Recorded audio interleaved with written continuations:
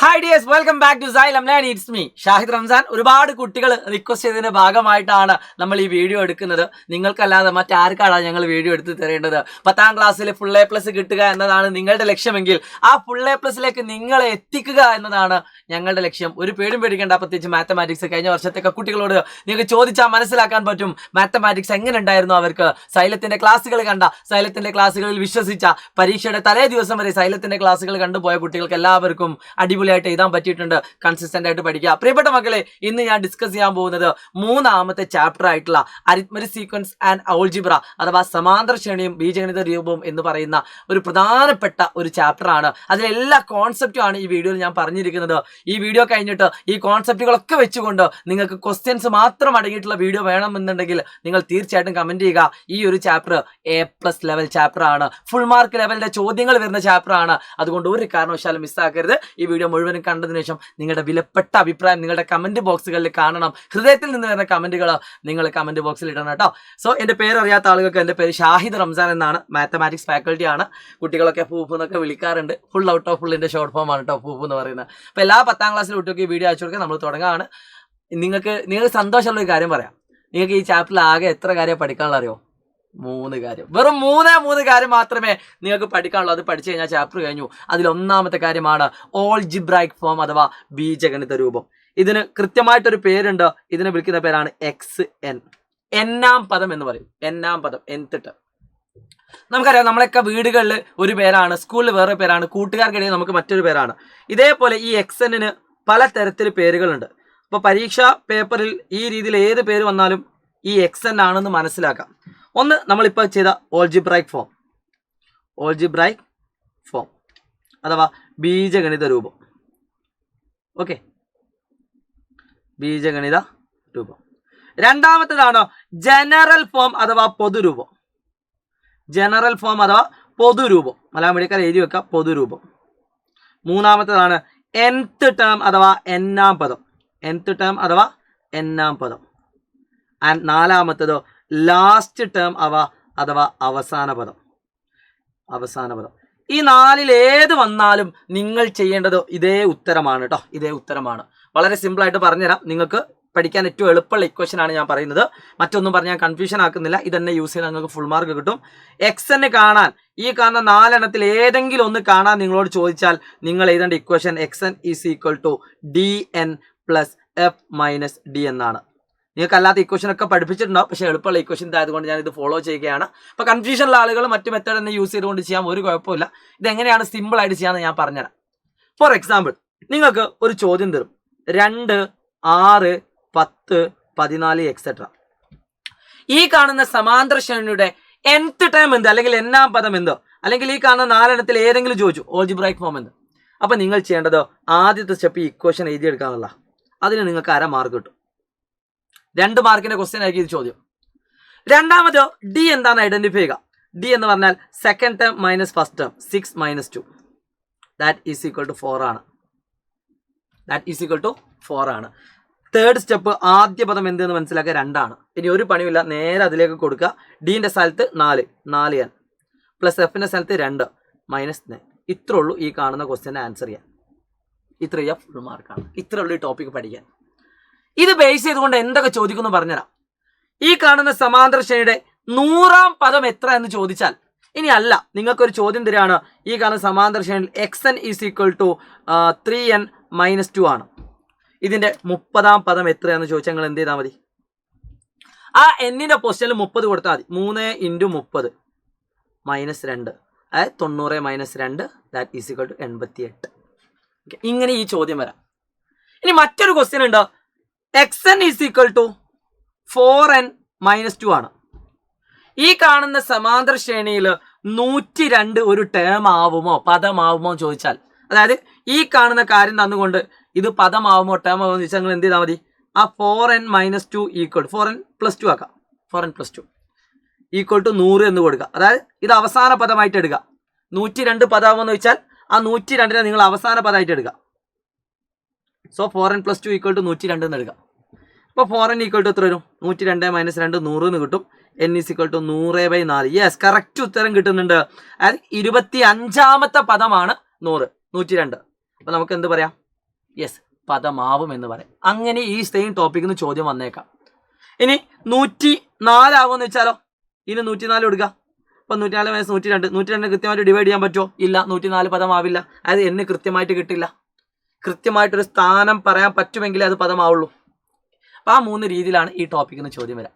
സെറ്റാണെങ്കിൽ തീർച്ചയായിട്ടും നിങ്ങളുടെ വീഡിയോയുടെ കമൻറ്റ് നിങ്ങൾ കമൻറ്റ് ബോക്സ് രേഖപ്പെടുത്തണം. ഇതൊന്നും ടെക്സ്റ്റ് ബുക്കിൽ അങ്ങനെ ഡീറ്റെയിൽ ആയിട്ട് പറയാത്ത കാര്യമാണെന്ന് ഞാൻ പറയുന്നില്ല. പക്ഷേ ഇങ്ങനെ പറയുമ്പോൾ നിങ്ങൾക്ക് പെട്ടെന്ന് ക്യാച്ച് ചെയ്യാൻ പറ്റുന്നോ ഏതൊക്കെ രീതിയിലാണ് ആ ചോദ്യം വരിക എന്നുള്ളത്. ഇനി ഇതിൻ്റെയൊക്കെ പ്രധാനപ്പെട്ട ഒരുപാട് ക്വസ്റ്റ്യൻസ് നിങ്ങൾക്ക് വേണ്ടി വെയിറ്റ് ചെയ്യുന്നുണ്ട്. അത് വേണമെങ്കിൽ കമൻറ്റ് ചെയ്യാൻ മറക്കരുത്. മാക്സിമം നിങ്ങൾ കുട്ടികളിലേക്ക് എത്തിക്കുമ്പോഴാണ് എനിക്ക് ഏറ്റവും കൂടുതൽ സന്തോഷം കിട്ടുന്നത്. 10ാം ക്ലാസ്സിൽ എല്ലാ കുട്ടികൾക്കും അയച്ചു കൊടുക്കുക. അവരോടൊക്കെ സൈലത്തിൻ്റെ ക്ലാസ്സുകളെ പറ്റി പറയുക.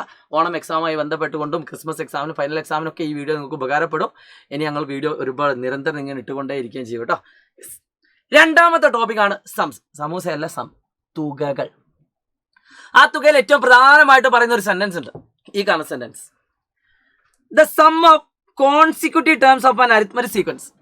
ഫോർ എക്സാമ്പിൾ 3, 5, 3, 8, 3, 8, 11, 14, 17 ഇതൊക്കെ നമ്മൾ ചെയ്തതാണ്. ഈ മോഡലൊക്കെ നമ്മൾ ചെയ്തതാണ്. ഇത് ഇക്വേഷനിലേക്ക് കൺവേർട്ട് ചെയ്യാൻ പോവാണ്. 20. ഇപ്പോൾ 1, 2, 3, 4, 5, 6 ടേം ആവട്ടെ, 5 ടേം ആവട്ടെ, ഓഡ് ആയിക്കോട്ടെ, ഈവൻ ആയിക്കോട്ടെ, ഏതായാലും കുഴപ്പമില്ല. Is the half of the product of the sum arithmetic sequence is half the product of the sum of the first and last term by the number of terms. പറഞ്ഞാൽ മനസ്സിലായിട്ടുണ്ടാവില്ല, ഞാൻ പറഞ്ഞുതരാം. അതായത് ഒരു സമാന്തരശീല തുടർച്ചയായ കുറേ പദങ്ങളുടെ തുക, അത് തുടർച്ചയായാൽ മതി. വേണേൽ ഇവിടുന്ന് ഇങ്ങോട്ട് എടുക്കാം, വേണേൽ ഇവിടുന്ന് ഇങ്ങോട്ട് എടുക്കാം, വേണേൽ ഇവിടുന്ന് ഇങ്ങോട്ട് എടുക്കാം, ഏതായാലും കുഴപ്പമില്ല. ആദ്യത്തെയും അവസാനത്തെയും പദങ്ങളുടെ തുകയെ, അതായത് ആദ്യത്തെയും അവസാനത്തെയും പദങ്ങളുടെ തുകയെ, ഇതാണ് ആദ്യത്തെ അവസാനത്തെ പദങ്ങളുടെ തുക. 3, 20, 23 കിട്ടും. ആ കാണുന്ന തുക എന്ത് ചെയ്താൽ മതി? പദങ്ങളുടെ എണ്ണം കൊണ്ട് ഗുണിച്ചതിന്റെ പകുതിയാണ്. പദങ്ങളുടെ എണ്ണം എന്ന് പറഞ്ഞാൽ എത്ര? 1, 2, 3, 4, 5, 6. അതിനെ കൊണ്ട് ഗുണിച്ചതിന്റെ പകുതിയാണെന്നാ പറഞ്ഞത്. 6/2 ഇൻറ്റു ചെയ്ത് നോക്കൂ. ഇതിന് ഉത്തരം എത്ര? 3 × 23, 69. ഇത് കൂട്ടി ഞങ്ങൾക്ക് എത്ര കിട്ടും? 69 കിട്ടും. ഓക്കെ അല്ലേ? ഐഡിയ ഇത്രേ ഉള്ളൂ. അതായത് ജനറൽ ആയിട്ട് പറയുകയാണെങ്കിൽ ഒരു സമാന്തര ശ്രേണിയുണ്ട്. x1, x2, x3 etcetera. ഈ കാണുന്ന സമാന്തര ശ്രേണിയെ ഇതിന്റെ അവസാന പദം xn, അതിന്റെ തുക എന്ന് പറഞ്ഞാൽ ഇതിന്റെ സം അഥവാ തുക എന്ന് പറഞ്ഞാൽ എന്താണെന്നറിയോ? ആദ്യ പദത്തെയും അവസാന പദത്തെയും തമ്മിൽ കൂട്ടാം. എന്നിട്ട് ആകെ പദങ്ങളുടെ എണ്ണം എന്നായിരിക്കുമല്ലോ, അതിന്റെ പകുതി കൊണ്ട് ഗുണിച്ചാൽ മതി. സോ ഇതാണ് എസ്. വെരി വെരി ഇമ്പോർട്ടൻറ്റ് റിസൾട്ടാണ്. വെരി ഇമ്പോർട്ടൻ്റ് ആണ്. Very important. ഇത് ഒരു കാരണവശാൽ നിങ്ങൾ മിസ് ചെയ്യരുത്. ഏറ്റവും ഇമ്പോർട്ടൻ്റ് ആയിട്ടുള്ള ടോപ്പിക്കാണ്. പിന്നെ നമ്മൾ പഠിച്ചിട്ടുണ്ട് ഇതിൻ്റെ സ്ഥാനങ്ങൾ തമ്മിൽ കൂട്ടിയാൽ കിട്ടുന്നത് സെയിം ആണെങ്കിൽ, ഫോർ എക്സാമ്പിൾ x3 + x7 = 100 ആണെങ്കിൽ x1 + x9 എന്തായിരിക്കും? 100 ആയിരിക്കും. അഥവാ 3, 7, 10, 1, 9, 10 ഇവ തമ്മിൽ കൂട്ടിയാൽ കിട്ടുന്നത് സെയിം ആണെങ്കിൽ അതിൻ്റെ തുകയും എന്തായിരിക്കും? സെയിം ആയിരിക്കും. ഇനി വേണമെങ്കിൽ x4 + x6 എത്രയായിരിക്കും? 100 ആയിരിക്കും. ഇനി വേണമെങ്കിൽ x2 + x8 എന്തായിരിക്കും? 100 ആയിരിക്കും. ഈ ഒരു ഐഡിയ നമ്മൾ ഫസ്റ്റ് ചാപ്റ്ററിൽ പഠിപ്പിച്ചിട്ടുണ്ട്. ജസ്റ്റ് ഒന്ന് ഓർത്ത് വെക്കുക. വേണ്ട, ഞാൻ പ്രോബ്ലം ചെയ്യുമ്പോൾ കുറച്ചുകൂടി ഡീറ്റെയിൽ ആയിട്ട് നിങ്ങൾക്ക് ഇത് പറഞ്ഞു തരും ചെയ്യും.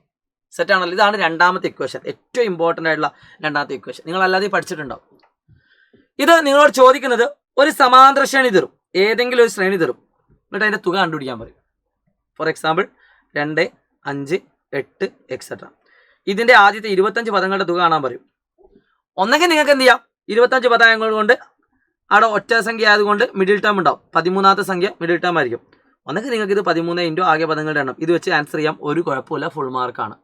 അല്ലെങ്കിൽ നിങ്ങൾക്ക് ഇപ്പോൾ ചെയ്ത പോലെ n/2 ഇൻറ്റു 25 പദമാണ്, 25/2 ഇൻറ്റു ആദ്യ പദം plus first term plus last term. അപ്പോൾ 25ാമത്തെ പദം കണ്ടുപിടിച്ചിട്ട് ഇതിനോട് കൂട്ടിയിട്ട് ഗുണിച്ചാൽ മതി, രണ്ടും പറ്റും. ഓക്കെ. അപ്പോൾ ഇതുമായി ബന്ധപ്പെട്ട് 3-4 questions, variety questions, important A+ level questions ഒക്കെ വരാനുണ്ട്. ഞാൻ ആൻസർ ഇത് പറഞ്ഞാൽ നിങ്ങൾ കമൻറ്റ് ചെയ്യാൻ മറക്കരുത് കേട്ടോ. സോ ഇതേ ടോപ്പിക്കിൽ തന്നെ 3 കാര്യങ്ങൾ അഡീഷണൽ ആയിട്ട് പറയാനുണ്ട്. അതിൽ ഒരു കാര്യം ടെക്സ്റ്റ് ബുക്ക് തന്നെ പറയുന്നുണ്ട്, ബാക്കി 2 എൻ്റെ വക ടെക്സ്റ്റ് ബുക്ക് പറയാത്തത് പറഞ്ഞുതരാണ്. The sum of any number of consecutive natural numbers starting from 1, അത് 1, 2, 3, 1-ൽ നിന്ന് തുടങ്ങുന്ന എത്ര എണ്ണൽ സംഖ്യകളായാലും കുഴപ്പമില്ല, 1, 2, 3 up to 10, up to 20, up to 30, up to 40 എത്ര ആയാലും കുഴപ്പമില്ല. അതിൻ്റെ തുക എന്ന് പറയുന്നത് ഇപ്പോൾ 1 + 2 + 3 + എക്സെട്ര + 50 തുക എന്ന് പറയുന്നത് half the product of the last number and the next last number ഏതാണോ ആ നമ്പറും അതിൻ്റെ തൊട്ടടുത്ത നമ്പർ ഏതാണോ അതും തമ്മിൽ ഗുണിച്ചതിൻ്റെ പകുതിയാണ്. ഫോർ എക്സാമ്പിൾ 1, 2, 3, 4 എക്സെട്ര 20 ഇതിൻ്റെ തുക എന്ന് പറഞ്ഞാൽ എത്രയ്ക്കും? S20 20 × 21/2. ഇതെവിടെ പറ്റുള്ളൂ? എണ്ണൽ സംഖ്യകളിൽ മാത്രമേ പറ്റുള്ളൂ, വേറെ എവിടെയും പറ്റൂല. അത് മാത്രമല്ല, അത് എന്തായിരിക്കണം? 1 നിന്ന് തുടങ്ങിയും വേണം. അത് ജനറലായിട്ട് എങ്ങനെ പറയാം? 1 + 2 + 3 + എക്സെട്ര. നമുക്കത് എങ്ങനെ പോകണം? അവസാനത്തെ പദം എന്നാ വരിക അല്ലേ? 100ാമത്തെ പദം 100, 1000ാമത്തെ പദം 1000, 5ാമത്തെ പദം 5. സോ ഇതിൻ്റെ തുക എന്ന് പറഞ്ഞാൽ ആ അവസാനത്തെ പദം ഇൻറ്റു അവസാനത്തിനോട് 1 കൂട്ടുക. ഇപ്പോൾ 50 ആണെങ്കിൽ 50, അതിൻ്റെ തൊട്ടടുത്ത നമ്പർ 51, എന്നിട്ട് അതിൻ്റെ പകുതി എടുക്കുക. ഇതായിരിക്കും equation. Very very important equation ആണ്, മിസ്സാക്കിയത്. ഓക്കെ, ഇത് പരീക്ഷ ചോദിക്കും. സെയിം രീതിയിൽ ഒരു കാര്യം കൂടി പറഞ്ഞുതരാം. 2, 4, 6, 8 എക്സെട്ര. ഇത് ഓഡ് നമ്പർ അല്ല, ഈവൻ നമ്പറാണ്, ഇരട്ട സംഖ്യ. അപ്പോൾ ഇരട്ട സംഖ്യയുടെ ഇതേപോലെ നിങ്ങൾ ചെയ്യുകയാണെങ്കിൽ എന്ത് കിട്ടും? അവസാനത്തെ ടേം 2n ആയിരിക്കും. 2n ഇത് നമ്മളിങ്ങനെ ചെയ്തു പോകണേ എല്ലാത്തിൻ്റെ ഇരട്ടിയായിരിക്കും വരാം. അപ്പോൾ ഇത് കാണാൻ ഒരു പണിയുമില്ല. നമുക്കറിയാം ആകെ എത്ര പദങ്ങളുണ്ട്? n പദങ്ങളുണ്ട്. ആ എന്നിൻ്റെ പകുതി ഇൻറ്റു ആദ്യ പദം പ്ലസ് അവസാന പദം. സോ ഇത് സോൾവ് ചെയ്യുകയാണെങ്കിൽ നിങ്ങൾക്ക് എന്ത് കിട്ടും? ഈ കാണുന്നതിൻ്റെ ഇക്വേഷൻ ആ ബൈ 2 അങ്ങ് ഒഴിവാക്കിയാൽ മതി. ഈ ഇക്വേഷൻ വെരി ഇമ്പോർട്ടൻ്റ് ആണ്. n × n+1 very very important. ഇതൊക്കെ ഇമ്പോർട്ടൻ്റ് ആണ്. ഓക്കെ, ഇതേപോലെ ഓഡ് നമ്പറിന് ഒരു ഇക്വേഷൻ ഉണ്ട്. അത്ര ഈ ചാപ്റ്ററിൽ പഠിക്കാനുള്ളൂ. അത് പഠിച്ചു കഴിഞ്ഞാൽ ചാപ്റ്റർ കഴിഞ്ഞു. 2n - 1. സോ നിങ്ങൾക്ക് എന്ത് കിട്ടും? വേണമെങ്കിൽ ഇതിൻ്റെ ഇക്വേഷൻ n × ആദ്യ പദം പ്ലസ് അവസാന പദം, n/2 × ആദ്യ പദം പ്ലസ് അവസാന പദം. അപ്പോൾ -1 n × 2n 2n²/2. ഈ പ്രൂഫ് നിങ്ങൾ പഠിക്കാൻ കേട്ടോ. അതായത് n² ആണ് ഉണ്ടാവുക. n². എത്ര പദങ്ങൾ ഉണ്ട് നോക്കുക, അതിനോട് തൊട്ടടുത്ത നമ്പർ വെച്ചിട്ട് ഗുണിക്കാം.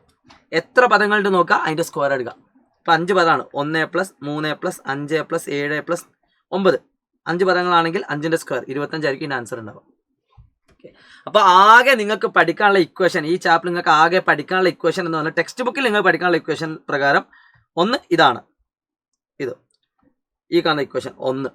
രണ്ടാമത്തത് സമ്മുമായി ബന്ധപ്പെട്ട ഈ കാണുന്ന ഇക്വേഷൻ 2 വെരി ഇമ്പോർട്ടൻറ്റ്. മൂന്നാമത്തത് ടെക്സ്റ്റ് ബുക്ക് പറയുന്നത് ഇത് മാത്രമേ ഉള്ളൂ. ഇത് 3. ഇങ്ങനെ 3 ഇക്വേഷൻ ഈ ചാപ്റ്ററിൽ പഠിക്കാനുള്ളൂ.